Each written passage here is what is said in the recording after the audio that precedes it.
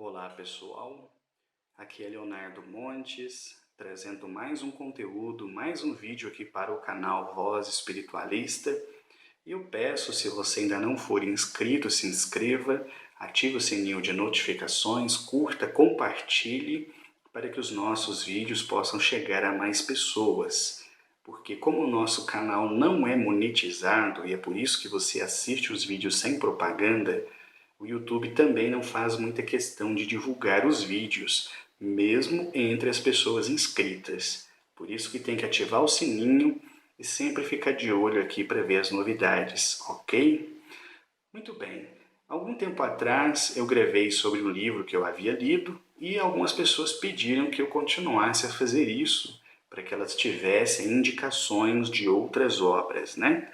Então resolvi fazer e hoje nós vamos falar sobre este livro aqui, Autonomia, a história jamais contada do Espiritismo, publicado pela FEAL, Fundação Espírita André Luiz, pelo autor Paulo Henrique de Figueiredo. Então vamos lá. Se você pretende ler esse livro, a primeira coisa que você precisa saber é que esse livro aqui é para quem é estudioso do Espiritismo, mas estudioso mesmo, quem gosta profundamente. Se for um leitor que lê casualmente sobre Espiritismo, não vai gostar tanto, porque esse é um livro de estudo. Em segundo lugar, olha o tamanho da criança, ó.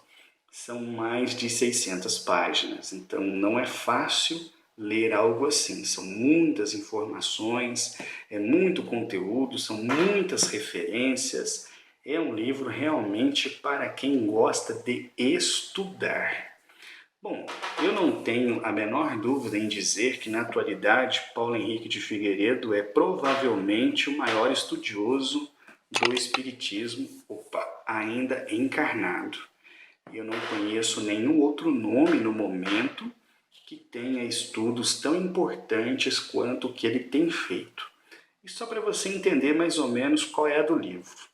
Bom, quem estuda o Espiritismo sabe que há bastante tempo a família de Canuto de Abreu, que foi um grande estudioso do Espiritismo no passado, tinha uma série de documentos que ele trouxe da França, antes da Segunda Guerra Mundial, e que ficaram escondidos e guardados do grande público até recentemente, quando foram entregues ao pessoal aqui da Fundação Espírita André Luiz e também aos cuidados do Paulo Henrique. Então, a partir do momento em que esses documentos começaram a ser estudados e os seus conteúdos começaram a vir a público, eles perceberam que era possível contar uma história do Espiritismo que normalmente não era a história contada. Embora eu não vi nada nesse livro aqui que fosse propriamente novidade. Como estudioso do Espiritismo, eu não vi nada aqui que eu já não soubesse. Qual que é a grande vantagem? É que esses assuntos que a gente conhecia de conversas de bastidores, eles aqui ganharam corpo, porque eles estão alicerçados em documentos, documentos que vieram a público pela primeira vez. Então isso torna o livro muito interessante para quem quer estudar. Bom, vamos dar uma olhada aqui. Às vezes fica um pouco difícil por causa do tripézinho, mas a gente consegue. Ó, o tamanho da letra não é grande. Eu diria que isso aqui deve ser um Arial 10, alguma coisa assim. Então o livro não tem letras grandes. Para quem gosta de livro com letra grande, esquece. O livro tem algumas imagens, tem também alguns documentos, ó, principalmente aqui no começo do livro, que eu acho interessante, ó, uma fotinha da Amélie. E aqui um código, um QR Code, né, que você com o celular consegue ler e acessar diretamente essa página. Embora eu particularmente fiquei um pouco frustrado. Eu esperava que eles disponibilizassem documentos realmente mais relevantes do que os que foram disponibilizados. Não que não tenham a sua importância, mas eu esperava ver coisas melhores. Bom, e o livro, então, ele é dividido em vários outros livros. A impressão que eu tive quando eu estava lendo é que, na verdade, era como se fossem vários livros diferentes que ele juntou para fazer isso aqui. Então, algumas coisas eu achei muito legais e outras eu já não apreciei tanto. Por exemplo, a primeira parte, onde ele fala das descobertas desse material, como foi para receber, como a estrutura que foi montada para entender essas cartas, isso é muito interessante. Mas quando chega no meio do livro, por exemplo, quando ele entra num processo de resgate da filosofia espírita, eu sinceramente achei muito chato. Então entra num período em que se estuda muito as fontes de onde Kardec bebeu, né, que os espíritos fizeram referência, tá vendo? Ó, livro segundo, papapá.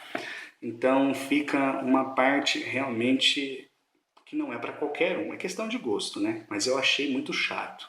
Agora, quando o livro chega no final, quando entra na terceira parte e depois na quarta parte, eu realmente achei muito bom, porque ele vai fazer uma análise do movimento espírita e ele vai contar a história das primeiras instituições espíritas de uma forma que certamente não agradou às instituições correntes, né? Porque é uma forma crítica e que mostra como boa parte dos grandes personagens espíritas do passado foram pessoas muito crédulas ou influenciadas sobremaneira pelo catolicismo e acabaram, de alguma forma, criando esse espiritismo brasileiro que é bem diferente do que se faz lá na França. Enfim, é um livro realmente muito interessante, é um livro de peso. Aliás, peso é uma coisa realmente muito comum aqui e não falo isso brincando. É difícil você ler um livro tão pesado assim, fica incômodo. Eu que gosto de ler